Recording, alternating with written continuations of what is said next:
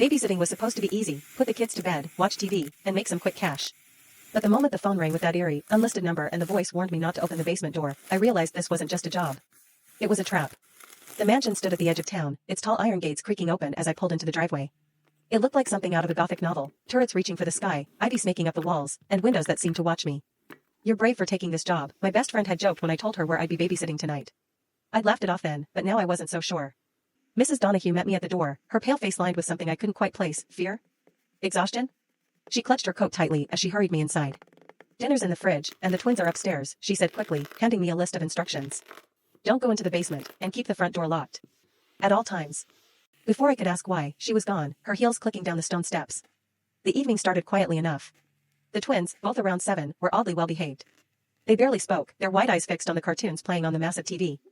After tucking them into bed at 9, I settled into the living room with a book. That's when the first call came. "Is this the babysitter?" The voice was low and raspy, and it made my stomach tighten. "Who is this?" I asked, glancing at the number. It was unlisted. The line went dead.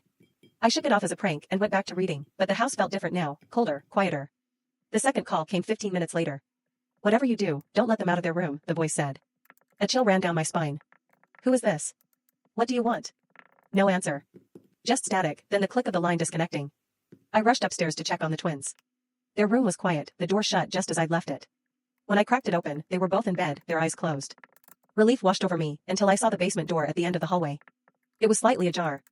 I was sure it had been locked earlier. The phone rang again, the shrill sound echoing through the empty house. My hands trembled as I answered. "They're not what you think they are," the voice whispered. My breath caught. "What are you talking about?" "They've been locked up for a reason," the voice said. "If they get out." A crash cut the call short. It came from the twins' room.